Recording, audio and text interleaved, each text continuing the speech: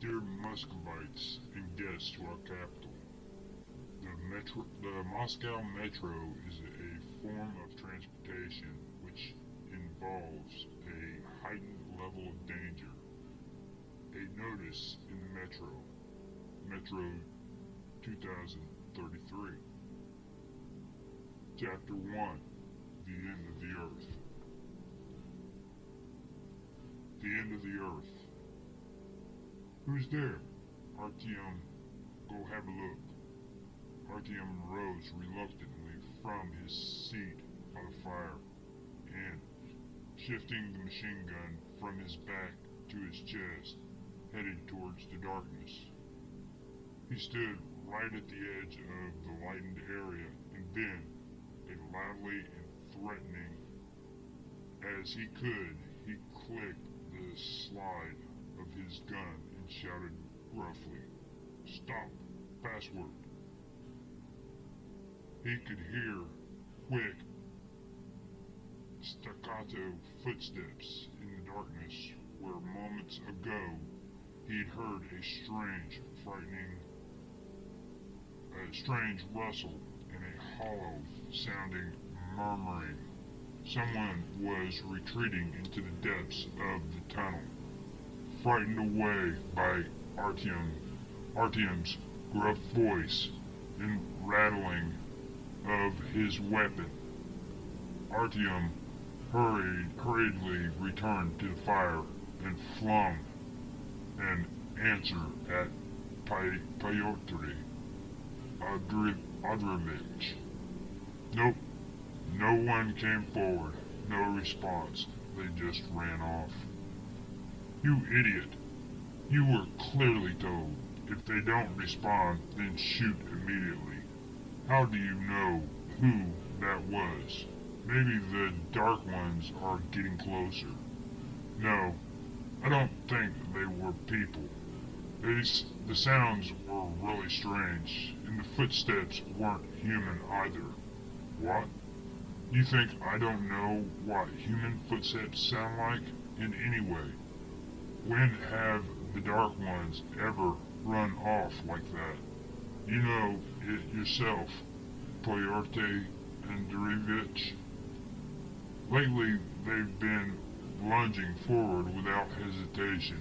They attacked a patrol with nothing but their bare hands, marching straight into machine gun fire. But this thing, it ran off straight away, like some kind of scared animal. Alright, Artyom, you're too smart for your own good, but you've got instructions, so follow them. Don't think about it. Maybe it was a scout, and now it knows how few of us are here and how much ammunition they'd need. They might just wipe us out here and now for fun, put a knife to our throat and butcher the entire station, just like at Polozistia, and all just because you didn't get rid of that rat. Watch it. Next time I'll make you run after them into the tunnel. It made Artyom shudder to imagine the tunnel beyond the 700th meter. It was horrifying just to think about it. No one had the guts to go beyond the 700th meter to the north. Patrols had made it to the 500th, and having illuminated the boundary post with the spotlight on the trolley and convinced themselves that no scum had crossed it, they hastily returned. Even the scouts, big guys, former Marines, would stop at the 600th and 80th meter. They'd turn their burning cigarettes into their cupped palms and stand stock still, clinging to their night vision instruments. And then they'd slowly, quietly head back, without taking their eyes off the tunnel and never turning their backs to it. They were now on patrol at the 450th meter, 50 meters from the boundary post. The boundary was checked once a day, and today's inspection had been completed several hours ago. Now their post was the outermost, and since the last check, the beast that the last patrol might have scared off would have certainly began to crawl closer once again. They were drawn to the flame, to people. Artyom settled back down into his seed nest. So what actually happened at Polozivskaya?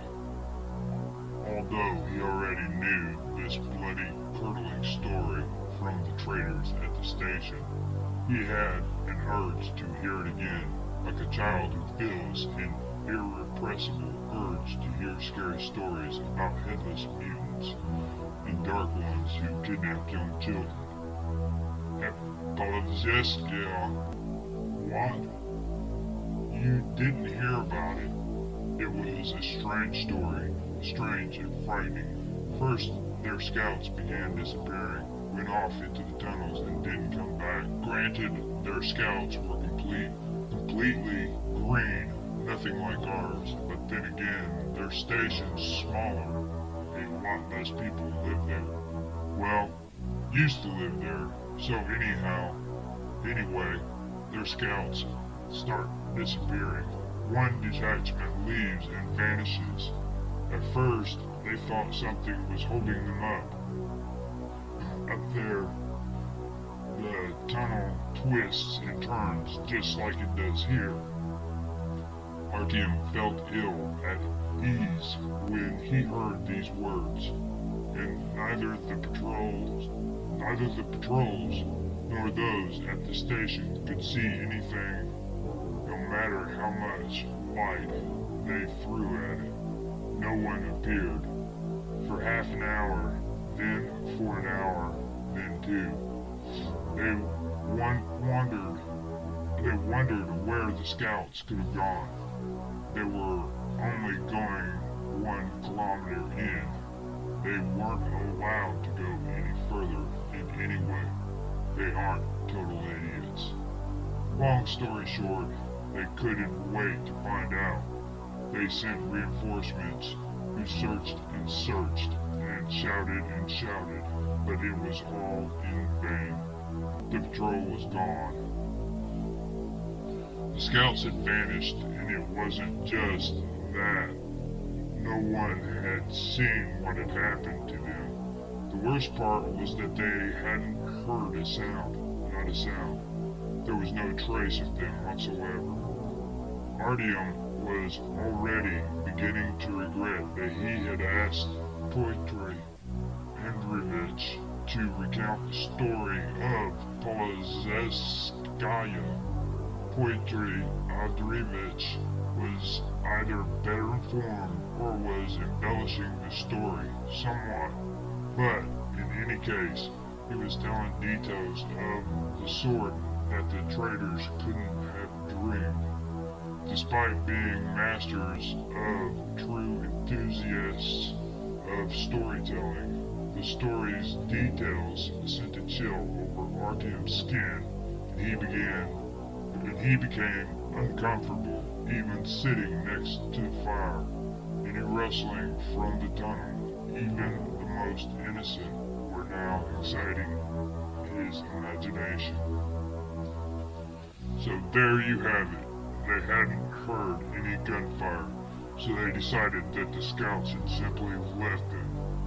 Maybe they were dissatisfied with something and had decided to run. So, to hell with them.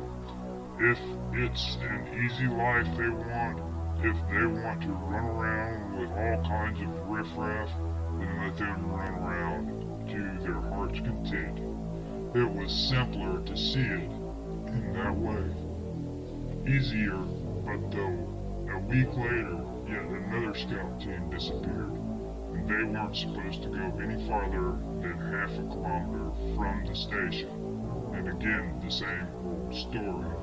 Not a sound, no trace. like they'd vanished into thin air. So then they started getting worried. Back at the station, now they had a real mess on their hands. 2 squadrons had disappeared within a week.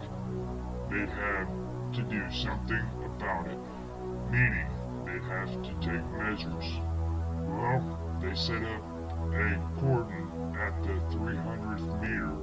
They dragged the sandbags to the cordon, set up machine guns and a spotlight, according to the rules of fortification. They sent a runner to Bagavaya to warn them that, as they said, trouble was afoot, and to ask for help should anything happen. The first runner had only just made it to Bagavaya, and the people there were still considering their answer. When the second runner arrived at Bagavaya, lathered in sweat, and said that their reinforced cordons had perished to a man without firing a single shot. Every last one of them had been slaughtered, and it was as if they'd been butchered in their sleep. That's what was scary. But they wouldn't have fallen asleep, not after the scare they'd had, not to mention the orders and the instructions. At this point, the people of Bagavaya understood that if they did nothing, the same story would begin in their neck of the woods as well. They equipped a strike force of veterans, about 100 men, machine guns, and grenade launchers. Of course, that all took a bit of time, about a day and a half, but all the same, they dispatched the group to go and help. And when the group entered Polovzeskaya, there wasn't a living soul to be seen. There weren't even bodies, just blood everywhere. There you go. And who knows who the hell did it? I, for one, don't believe that humans are capable of such things. And what happened to Bagavaya? Artyom's voice sounded unlike him. Nothing happened to them. They saw what the deal was and exploded the tunnel that led to Polovzeskaya. I hear 40 meters worth of tunnel is collapsed there. No digging through it without special machinery. And even with machinery, I bet you wouldn't get very far. And where are you going to find that kind of machinery anyhow? Our machinery rotted away 15 years ago already.